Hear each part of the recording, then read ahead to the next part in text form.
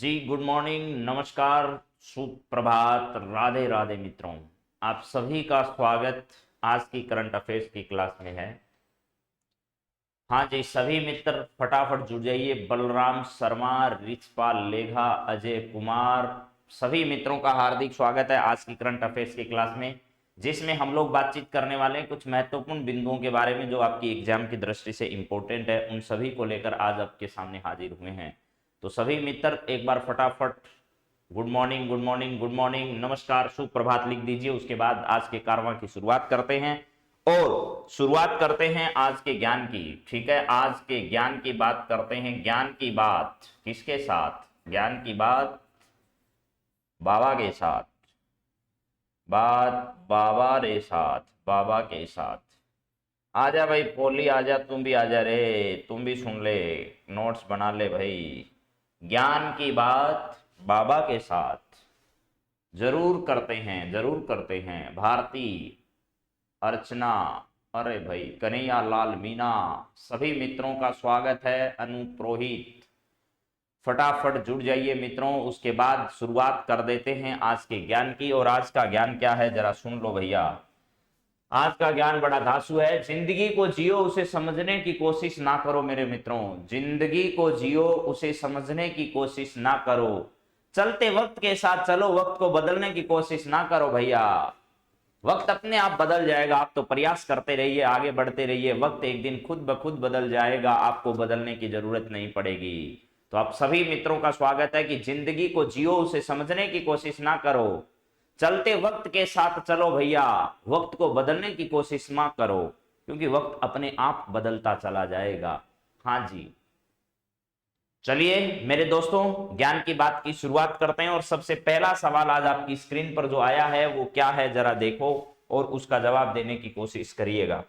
बहुत ही अच्छे सवाल जो है वो आपके लिए रोजाना हम प्रयास करते हैं कि आप तक पहुंचे और उनको पहुंचाने की पूरी कोशिश की जाती है। जरूर आपको पता है अभी राष्ट्रमंडल खेल चल रहे हैं, तो मेरे पहले दो सवाल हमेशा राष्ट्रमंडल खेलों को लेकर ही होते हैं। और आज का पहला राष्ट्रमंडल खेल से संबंधित सवाल जो है वो 2022 में तेजस्विनी शंकर ऊंची कूद में भारत को पहला पदक दिलाकर इतिहास इन्होंने रचा है। इस बताना है कि इन्होंने कौन सा पदक भारत के लिए जीता है।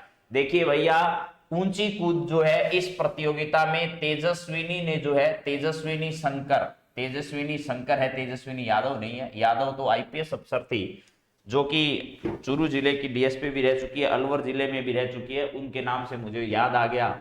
लेकिन तेजस्विनी शंकर जो है, तेजस्विनी शंकर, इन्होंने भारत को पहला पदक किसके अंदर, ऊंची कूद में दिलाया है। और कौन सा पदक भारत ने इसमें जीता है ये देखिएगा। पहला तो आपको ये पता होना चाहिए, पेरी द बुल जो है वो इन राष्ट्रमंडल खेलों का मेरे दोस्तों क्या है, ये शुभंकर है। उसके बाद मेरे दोस्तों दूसरा, ये आयोजन कहाँ किया जा रहा है, बर्मिंघम में किया जा रहा है। सर बर्मिंघम कहां पर है, इंग्लैंड में है।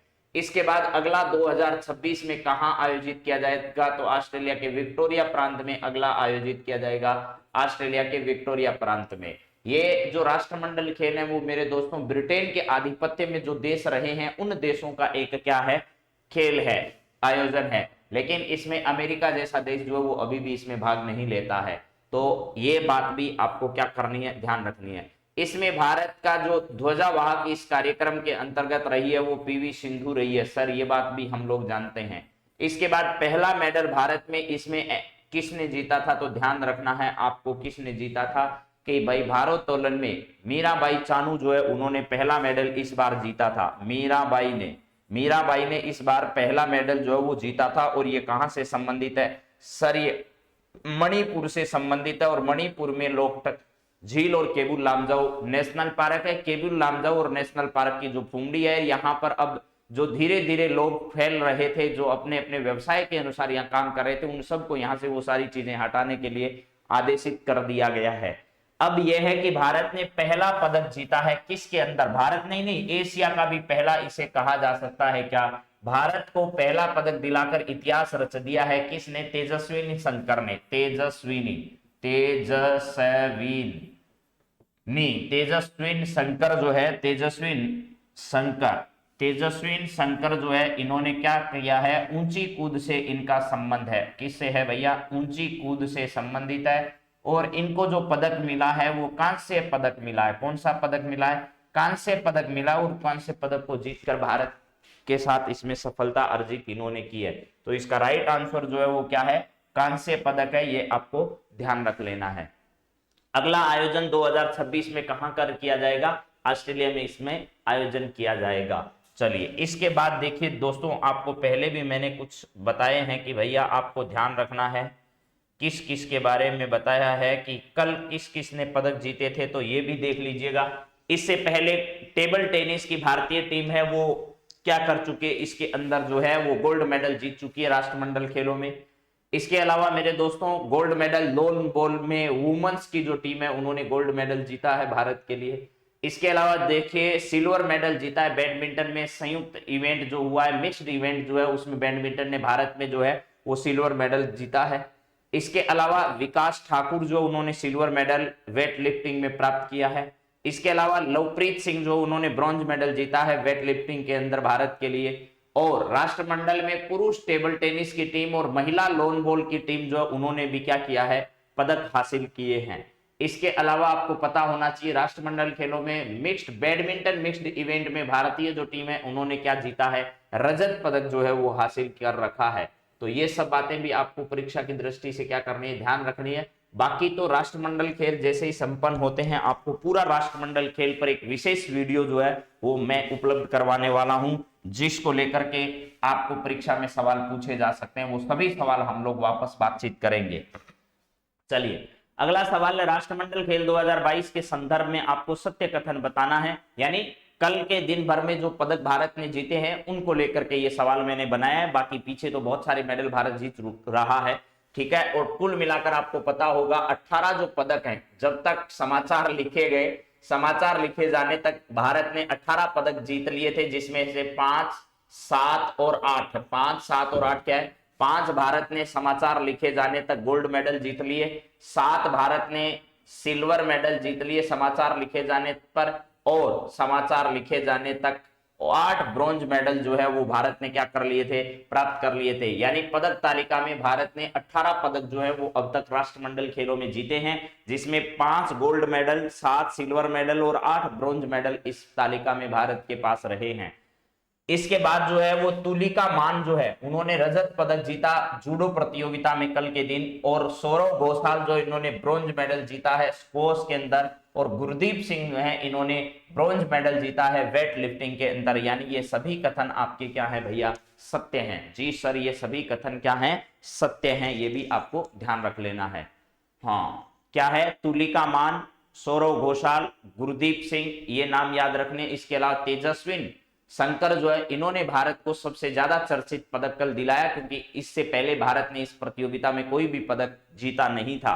तो तुलिका मान रजत जूडो प्रतियोगिता में, सौरव घोषाल ब्रॉन्ज और गुरदीप सिंह जो है वो ब्रॉन्ज जीता। इसके अलावा अभी आपको बताया है तेजस्विन, ठीक है, क्या बताया सर?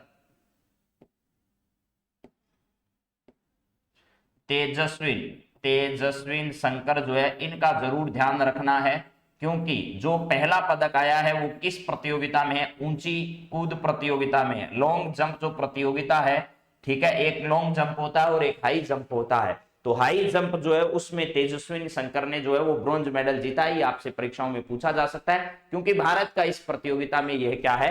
पहला पदक है। चलिए अगला सवाल सर बताइए क्या है?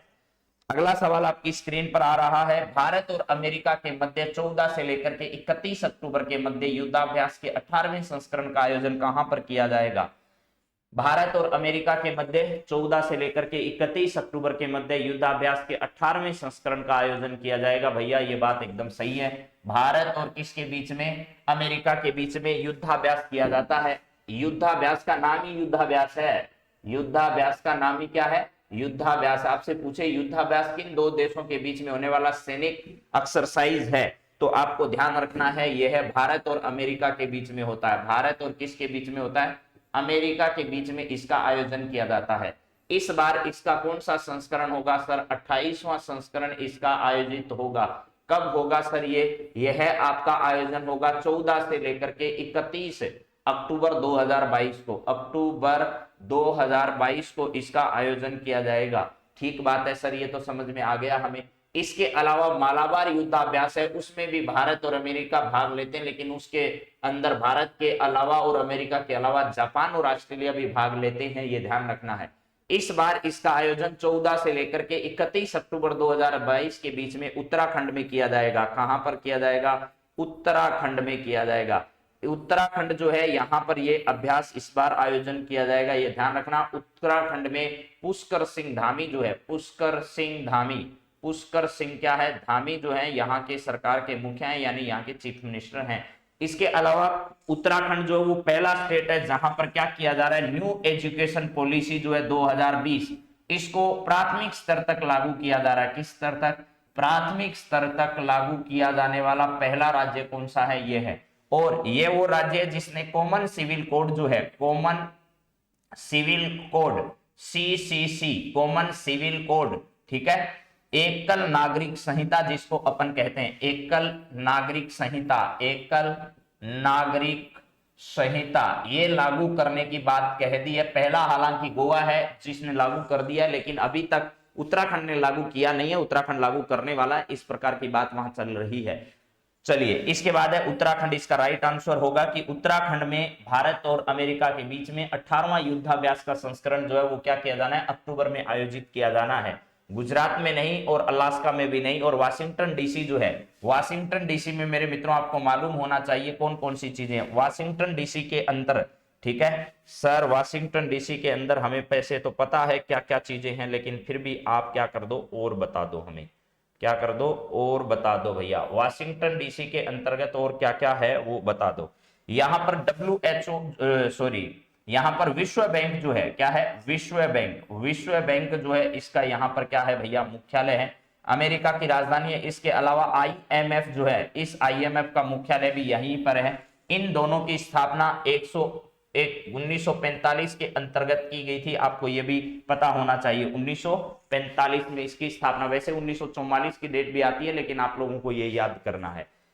यहां से अब आगे बढ़ते हैं, और कल प्रधानमंत्री नरेंद्र मोदी गुजरात के दौरे पर थे और विभिन्न प्रकार के विकास कार्यों का उद्घाटन उन्होंने कहां पर किया? गुजरात में किया था। अलास्का कहां पर है? ये उत्तरी अमेरिका का एक प्रांत है, आपको पता होगा। तो चलिए अब आगे बढ़ते हैं मेरे दोस्तों तीसरे सवाल की ओर। अगला सवाल हमारा क्या रहने वाला है, जरा देखिए सर, क्या है नेक्स्ट सवाल। नए सत्र से किस राज्य की स्कूलों में APJ अब्दुल कलाम व्यक्तित्व विकास योजना शुरू की जाएगी? ऐसा राज्य का नाम बताना है।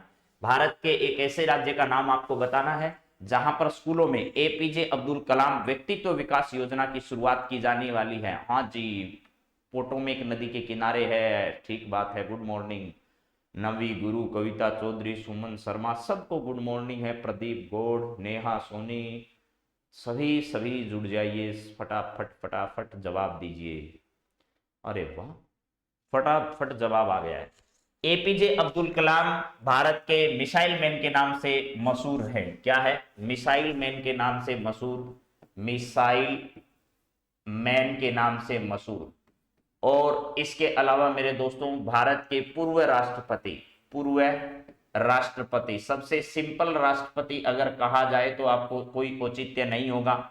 और इसके लिए भी अभिमान करना चाहिए, इनके पास जितनी भी संपत्ति थी, कहा जाता है कि जिस समय राष्ट्रपति भवन छोड़ा था इनके पास 3 ड्रेस हुआ करती थी, और इनके पास खुद की जो भी संपत्ति, इनके खुद का घर, जो परिवार जो घर था वो भी इन्होंने क्या कर दिया था? दान में दे दिया था। और जितने भी पुरस्कार इन सबको मिले थे वो भी इन्होंने डोनेट कर दिए। तो इनके पास कोई भी संपत्ति अंतिम समय में नहीं थी प्रत्यक्ष रूप से। तो नए सत्र से किस राज्य के स्कूलों में इनके नाम से नई जो व्यक्तित्व विकास योजना है, उस व्यक्तित्व विकास योजना को शुरू किया जाएगा? ठीक है, तो भारत के पूर्व राष्ट्रपति रह चुके हैं और भारत रत्न जो है वो है। तो ये बात ध्यान रखना, ये राजस्थान जो राज्य है वो शुरू करने जा रहा है। राजस्थान राज्य जो है वो इसको अब APJ अब्दुल कलाम के नाम पर व्यक्तित्व विकास योजना की शुरुआत नए सत्र से की जाएगी। राज्य के सभी स्कूलों में इस प्रकार की योजना शुरू होगी। कर्नाटक, तमिलनाडु और गुजरात, तो गुजरात जो है, तमिलनाडु जो है, यहां पर क्या किया जा रहा है?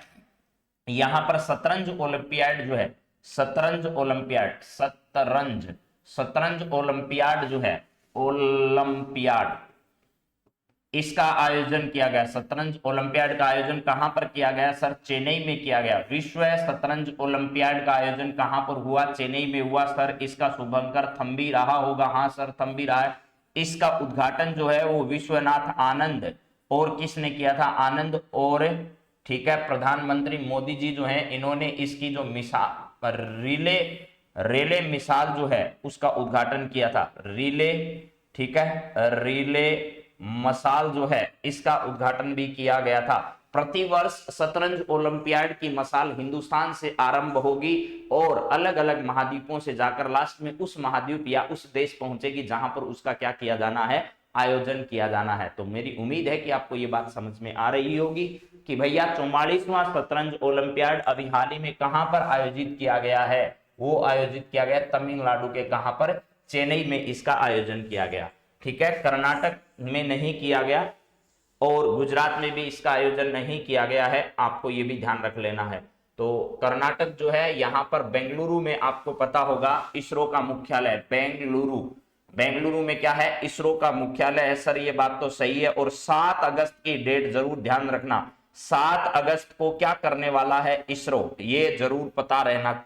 7 अगस्त को इसरो एसएसएलवी डी फर्स्ट जो है इसका क्या करने वाला है? प्रक्षेपण करने वाला है। यानी एसएसएलवी डी फर्स्ट का जो मिशन है वो लॉन्च करने वाला है कौन? इसरो। कब सर? 7 अगस्त को। 7 अगस्त को इसरो के द्वारा श्री सतीश धवन अंतरिक्ष केंद्र से, यहां पर मैं अरे भाई कहां जा रहे हो? शतरंज ओलंपियाड का तो आयोजन, ठीक बात है, आपको पता चल गया है, लेकिन अब हमें क्या ध्यान रखना है कि इसरो जो है वो एसएसएलवी जो है क्या करने वाला है? यानी इसरो के द्वारा सर, ये बात आपको ध्यान रखनी है, कब? 7 अगस्त को। 7 अगस्त को 2022 को जो है वो क्या करने वाला है? एसएसएलवी जैसे पीएसएलवी होता है वैसे एसएसएलवी है। एसएसएलवी डी फर्स्ट जो है इसका सफल परीक्षण कहां से करने वाला है? तो सतीश धवन अंतरिक्ष केंद्र से। सतीश धवन अंतरिक्ष केंद्र, धवन अंतरिक्ष केंद्र जो है यहां से क्या करने वाला है? इसको लॉन्च करने वाला है। और श्रीहरिकोटा में यह है श्रीहरिकोटा जो है, हरिकोटा, यहां से सतीश धवन अंतरिक्ष केंद्र से इसका सफलतापूर्वक प्रक्षेपण जो है वो 7 अगस्त 2022 को किया जाएगा। सर इसरो की स्थापना कब हुई थी सर? 15 अगस्त को हुई थी। 15 अगस्त 1969 को इसकी स्थापना हुई थी। बेंगलुरु में इसका मुख्यालय है। और डॉक्टर सोमनाथ जो है, डॉक्टर सोमनाथ जो है वो इसके वर्तमान में क्या है? निदेशक हैं। इससे पहले सर कौन थे? ठीक है, तो आपको ध्यान रखना है के सिवान जो है, के सिवान इससे पहले इस पद पर विराजमान थे। और चंद्रयान जैसे जो मिशन है वो उनकी देखरेख में आयोजित यहां पर किए गए थे। तो ये सारी बातें ध्यान रखना। एक चंद्रमा पर भेजा गया मिशन भी हमारा सफलतापूर्वक आगे जो है वो बढ़ रहा है लगातार, उसके बारे में हमें जानकारियां मिल रही है। तो इसरो के बारे में, भारत में अंतरिक्ष के क्षेत्र में काम करने वाली सर्वश्रेष्ठ संस्था का नाम क्या है? तो वो क्या है? इसरो है। इसके अलावा दुनिया की अगर बातचीत की जाए तो दुनिया में आपको पता है नासा है, ठीक है, इसके अलावा जाक्सा है, वो जापान की अंतरिक्ष एजेंसी है। एक आपने स्पेस एक्स का नाम सुना होगा, स्पेस एक्स एलन मस्क की क्या है? कंपनी है। और आपको ये मालूम होना चाहिए जो अंतरिक्ष स्टेशन है, अंतरिक्ष स्टेशन, उस अंतरिक्ष स्टेशन से रूस ने हटने का क्या कर लिया है? फैसला कर लिया है कि आने वाले कुछ ही दिनों में हम अंतरिक्ष स्टेशन जो दुनिया के साथ हम हैं उससे भी हटने जा रहे हैं। हाँ जी, सही बात है। डी फर्स्ट जो है वो 15 अगस्त ना, ठीक है। PSLV C51 है अमेजन या। और इसके अलावा जो लास्ट मिशन इसरो का रहा है, इसरो का जो अंतिम मिशन था उसमें जो है वो किसके एक साथ जो है वो सिंगापुर जो देश है, कौन सा है? सिंगापुर जो है उसके, और फ्रांस जो देश है, ऐसे देश ध्यान रखना, सिंगापुर के कई जो है वो भी सैटेलाइट इनके द्वारा लॉन्च किए जा चुके हैं। सर CET, ठीक है, का बैच कब से है? आप इसको पता कर लीजिए भाई योगी जी, ठीक है, CET के बारे में। वैसे मैं बता दूं आपको कि यहां पर कंबाइंड जो बैच है वो चल रहा है इसका अभी भी। चलिए, इसरो जो है इसके बारे में आपको ध्यान रखना है। सिंगापुर के अभी हाल ही में बहुत सारे मिशन जो है वो एक साथ इन्होंने लॉन्च किया है। अगला सवाल है आपके सामने है, हाल ही में इनमें से सत्य कथन बताना है, कौन सी घटना के बारे में सही है। असम में डिजिटल जाति प्रमाण पत्र जारी करने के लिए मिशन भूमिपुत्र लॉन्च किया गया। हाँ जी, हाँ, खुशीराम योगी जी चल रहा है अभी। असम में डिजिटल जाति प्रमाण पत्र जारी करने के लिए मिशन भूमिपुत्र लॉन्च किया गया है। पूजा पूनम यादव, गुड मॉर्निंग जी सर। यहां है, असम ने डिजिटल जाति प्रमाण पत्र जारी करने के लिए मिशन भूमिपुत्र लॉन्च किया है। ठीक है, इस मिशन के तहत जो डिजिटल कास्ट सर्टिफिकेट बनाए जाते हैं उनमें थोड़ी आसानी होगी। कर्नाटक ने हाल ही में स्वामी विवेकानंद युवा शक्ति योजना जो है वो युवाओं के लिए शुरू करने की घोषणा की है या लॉन्च की है। इनमें से आपको बताना है कि सत्य कथन कौन सा है और असत्य कथन कौन सा है।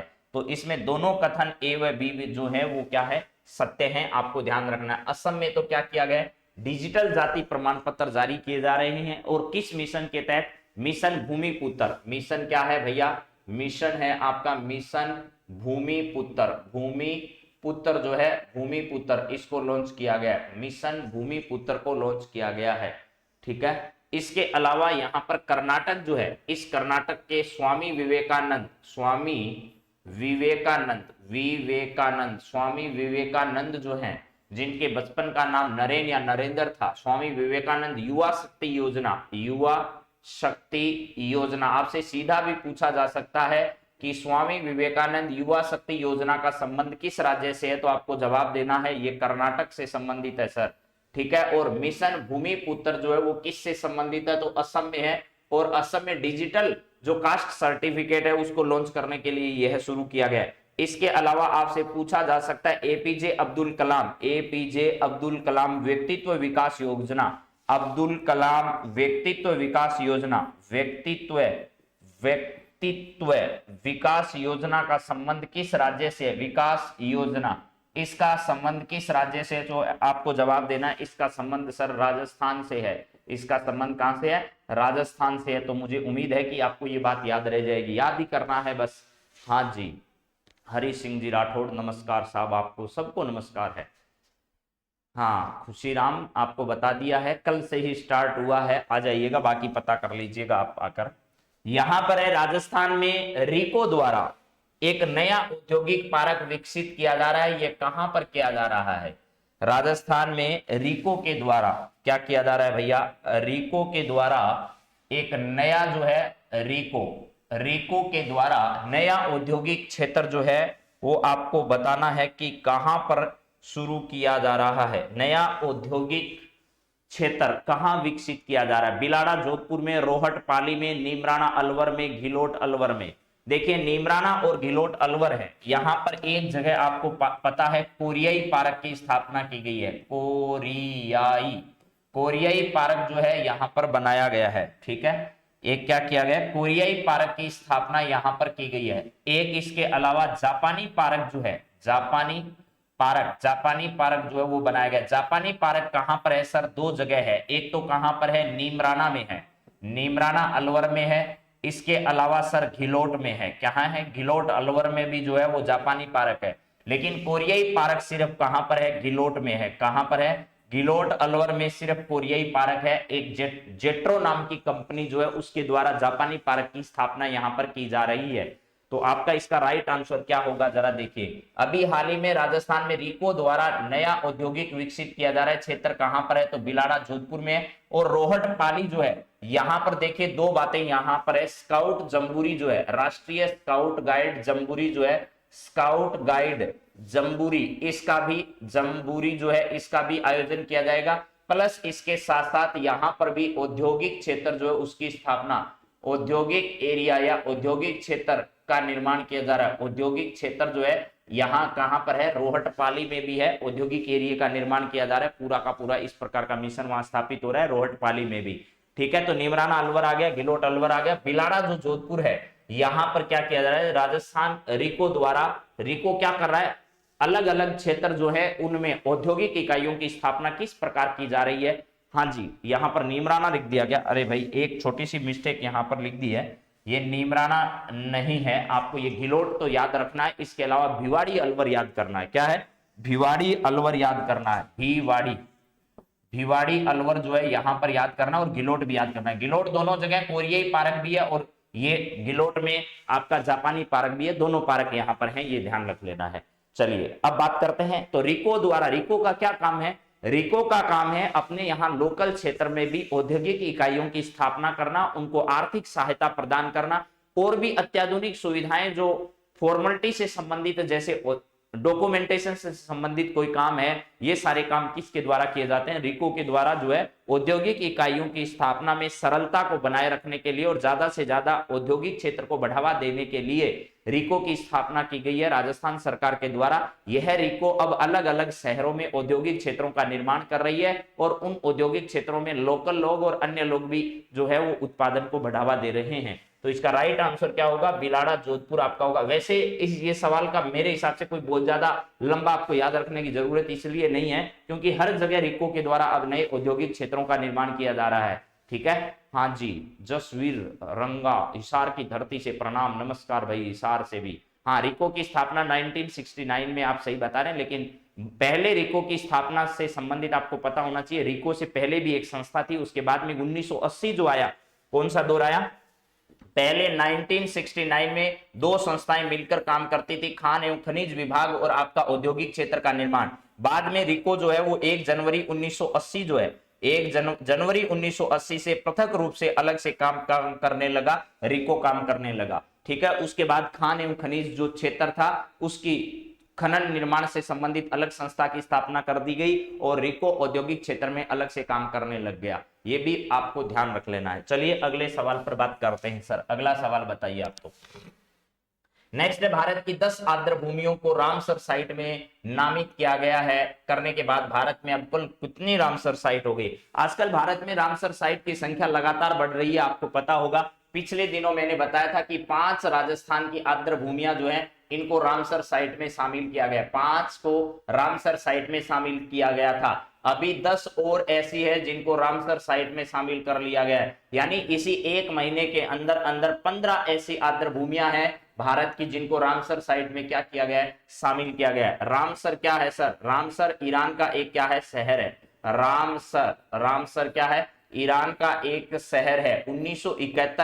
1971 में यहां पर क्या हुआ था? एक सम्मेलन का आयोजन किया गया था, उसी के नाम पर इसका नामकरण क्या हो गया? रामसर साइट हो गया। सर इस रामसर कन्वेंशन पर भारत ने कब हस्ताक्षर किए थे? तो यह भी आपको मालूम रहे कि भारत ने जो है वो इस रामसर कन्वेंशन पर कब सिग्नेचर किए थे?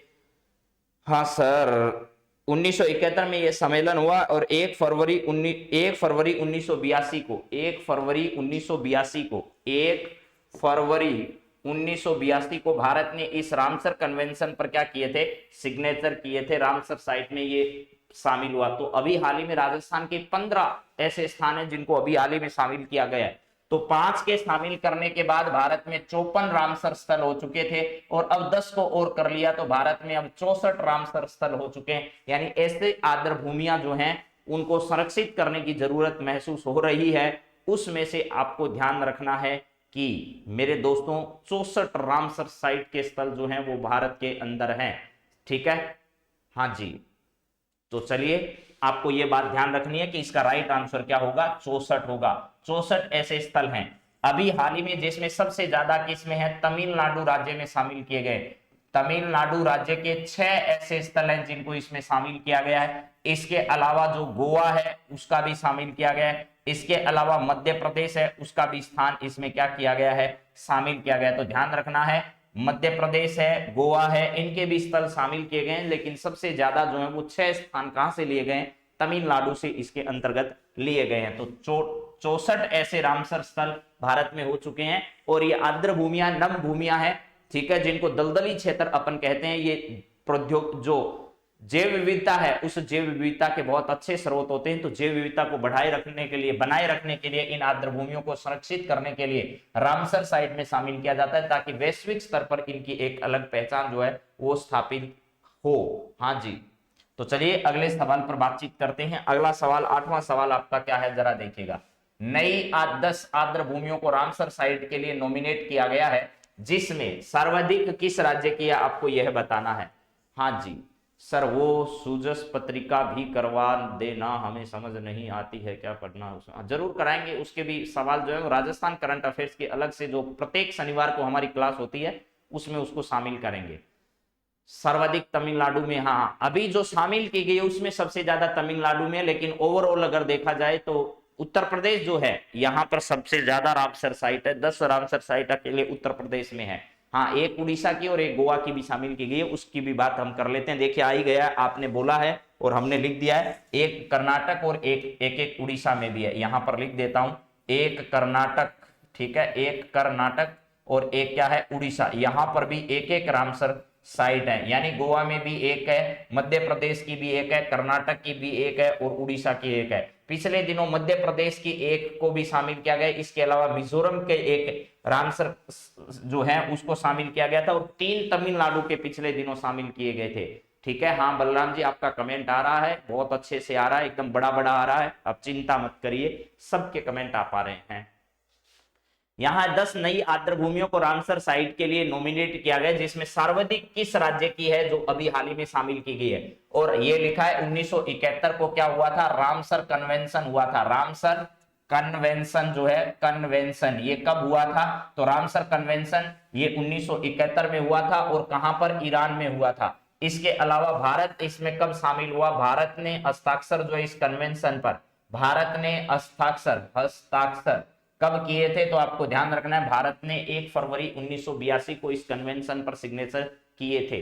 तो इसका राइट आंसर जो है, ठीक है, वो क्या है, तमिलनाडु है। तमिलनाडु से कितने स्थल शामिल किए गए, तो आपको बता दिया 6 सबसे ज्यादा स्थल अभी हाल ही में शामिल किए गए, और 3 पहले से ही शामिल है। कहां पर, 3 तमिलनाडु के, पिछली बार भी तमिलनाडु के 3 सबसे ज्यादा शामिल किए गए थे, और पिछली बार में तमिलनाडु के साथ साथ आपको पता हो एक मध्य प्रदेश का शामिल किया गया था और एक मिजोरम का शामिल किया गया था, यानी टोटल 5 शामिल किए गए थे। देखो पिछले दिनों जो 5 शामिल किए गए थे, उस 5 में 3 कहां थे, तमिलनाडु में, एक मध्य प्रदेश का और एक मिजोरम का था, ये 5 थे पिछली बार। इस बार जो शामिल किए गए उसमें सबसे ज्यादा 6 कहां से हैं, तमिलनाडु से, एक कहां से, गोवा से, एक कहां से, कर्नाटक से, एक कहां से, मध्य प्रदेश से, और एक कहां से है, उड़ीसा से है। ये बात भी आपको ध्यान रखे लेनी है। समझ में आ गई मेरी बात। धीरे धीरे सब चीजें कराएंगे, आपको चिंता बिल्कुल भी नहीं करनी है, याद करता जाना है, जितना मैं बताऊं उतना।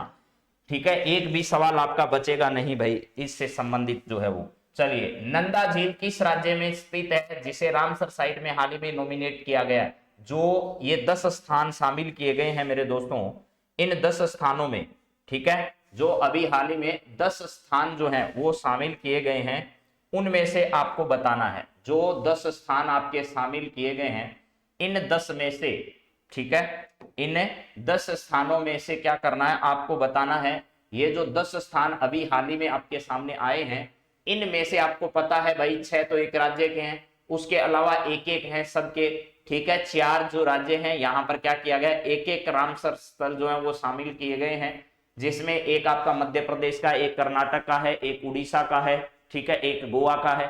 तो नंदा झील किस राज्य में स्थित है, जिसको अभी हाल ही में रामसर साइट में क्या किया गया है, शामिल किया गया है। सब लोग गलत जवाब दे रहे हैं। इसके अलावा राजस्थान जो है, राजस्थान के 2 स्थल जो है वो अभी रामसर साइट में शामिल है। कौन कौन से हैं सर, एक तो सांबर झील जो है, एक तो क्या है, सांबर झील है राजस्थान की, जिसको रामसर साइट में शामिल कर रखा है।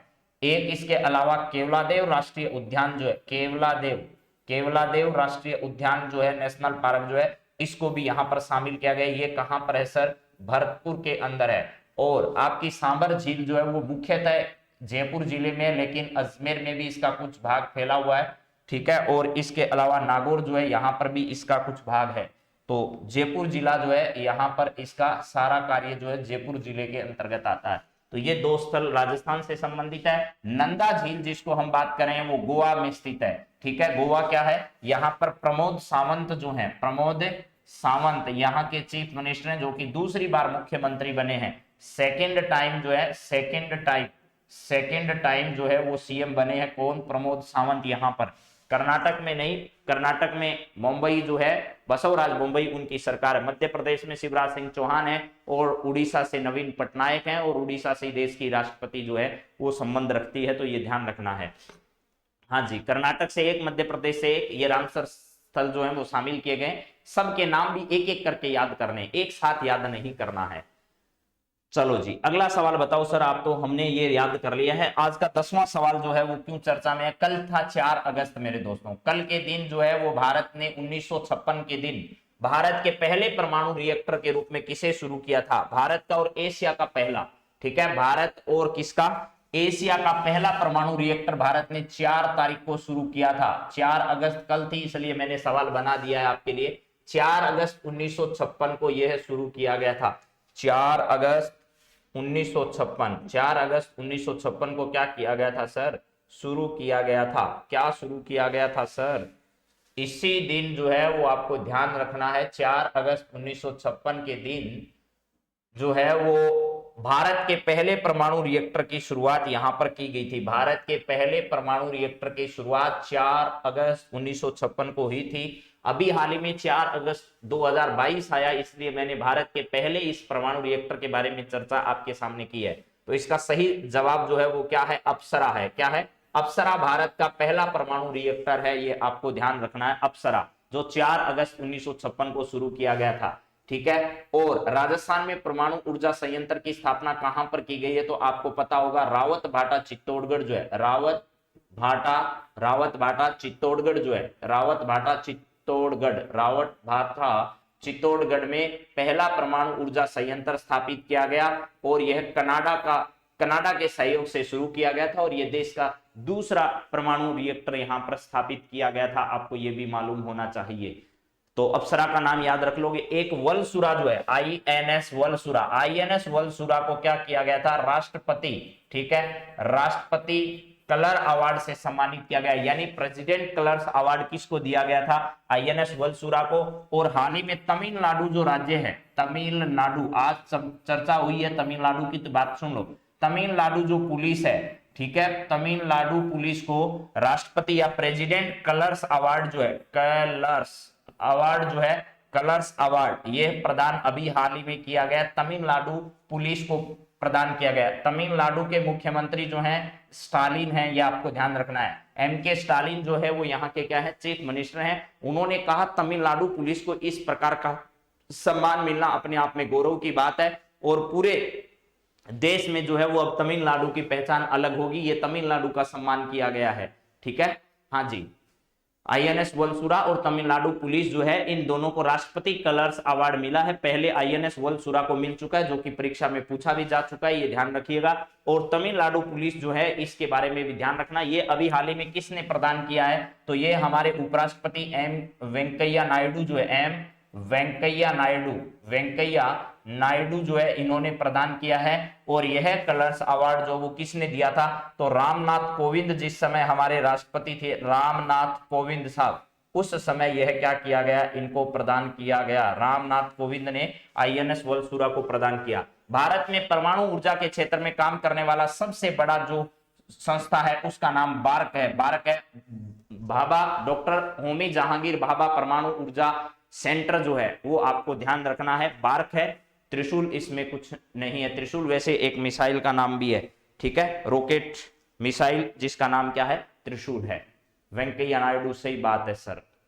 चलिए अब आगे बढ़ते हैं, अगले सवाल पर बातचीत करते हैं। अब एक बार मैं आपको वापस ये सब रिवाइज करवा देता हूं फटाफट। जो लेट जुड़े हैं मेरे मित्र वो भी जल्दी से इसको रिवाइज कर रहे हैं, उसके बाद कल वाले भी समय अगर है तो रिवाइज करा देता हूं।